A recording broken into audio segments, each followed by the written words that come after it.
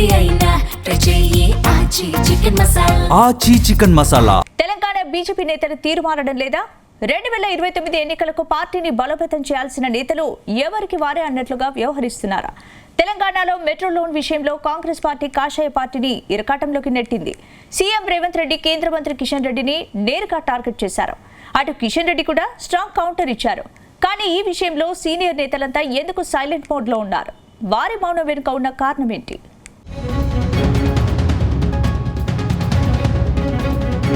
తెలంగాణలో బీజేపీ నేతల గ్రూపుల లొల్లి చల్లారటం లేదు. కాషాయ పార్టీలో సీనియర్లు, వలస నేతల మధ్య గ్యాప్ తగ్గటం లేదు. 2029 ఎన్నికలే టార్గెట్గా కేంద్ర బీజేపీ పావులు కదుపుతుంటే ఇక్కడి నేతలు మాత్రం మా దారి మాదే అన్నట్టుగా వ్యవహరిస్తున్నట్లు చర్చ జరుగుతుంది. తాజాగా హైదరాబాద్ మెట్రో రైల్ లోన్ విషయంలో బీజేపీని రేవంత్ రెడ్డి టార్గెట్ చేశారు. మెట్రో రుణం ఆగిపోవడానికి కేంద్ర మంత్రి కిషన్ రెడ్డి ప్రధాన కారణమని సంచలన ఆరోపణలు చేశారు.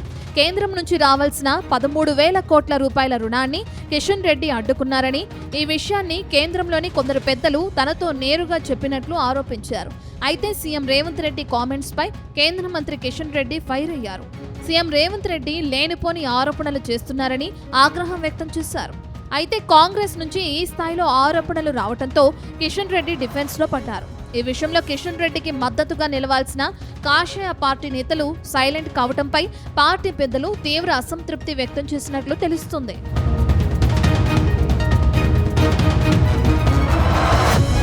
గత పార్లమెంట్ ఎన్నికల్లో తెలంగాణ నుంచి 8 మంది బీజేపీ ఎంపీలు గెలిచారు.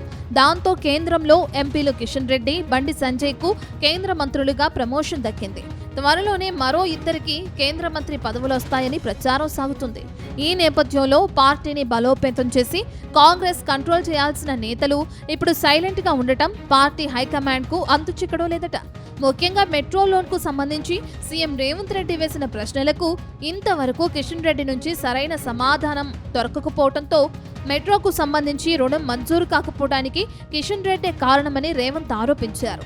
ఇటీవల అనేక సందర్భాల్లో రేవంత్ రెడ్డి కిషన్ రెడ్డి మీద విమర్శలు చేశారు. కిషన్ రెడ్డి మాత్రం ఈ విమర్శలకు గట్టిగా కౌంటర్ ఇవ్వలేకపోయారనే చర్చ జరుగుతుంది.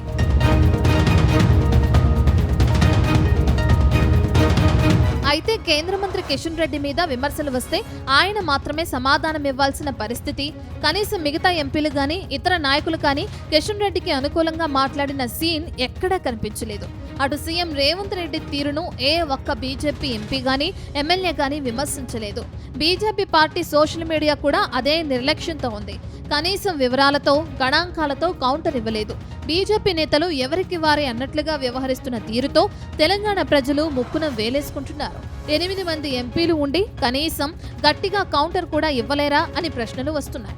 ప్రస్తుతం కాషాయ పార్టీలో నేతల వ్యవహార శైలి ఎవరికి వారు అన్నట్టుగానే ఉందని స్వయంగా పార్టీ నేతలే అంగీకరిస్తున్నట్లు పరిస్థితి నెలకొంది. గతంలో బండి సంజయ్ బీజేపీ రాష్ట్ర అధ్యక్షుడిగా ఉన్నప్పుడు పరిస్థితి ఇలా ఉండేది కాదు. ఆయనను మార్చిన తర్వాత తెలంగాణ రాష్ట్రంలో బీజేపీ పరిస్థితి దారుణంగా మారిపోయింది. నేతలు ఎవరికి వారుగా వ్యవహరిస్తున్నారు. ఏదైనా ఆరోపణలు వచ్చినప్పుడు లేదా విమర్శలు ఎదురైనప్పుడు సమిష్టిగా వారికి కౌంటర్ ఇవ్వటం లేదనే చర్చ జరుగుతుంది.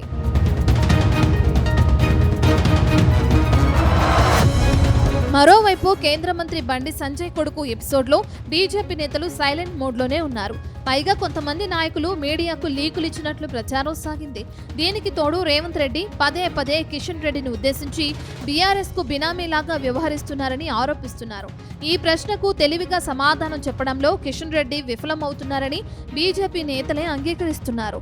మరోవైపు బీజేపీ ఎంపీలు, ఎమ్మెల్యేలు పూర్తిగా సైలెంట్ కావడంపై హైకమాండ్ పెద్దలు సీరియస్ అవుతున్నట్లు తెలుస్తుంది. ఏదేమైనా వచ్చే ఎన్నికల్లో అధికారమే టార్గెట్గా కేంద్ర పెద్దలు ప్లాన్ చేస్తుంటే రాష్ట్ర నేతలు మాత్రం ఎవరి దారిలో వాళ్లు నడుస్తుండడం మాత్రం చర్చనీయాంశమవుతుంది. మరోవైపు తెలంగాణ బీజేపీలో కొందరు సీఎం రేవంత్ రెడ్డి కోవర్ట్స్ ఉండటంతోనే కాంగ్రెస్ పార్టీకి గట్టి కౌంటర్ ఇవ్వటం లేదనే చర్చ సైతం జరుగుతుంది.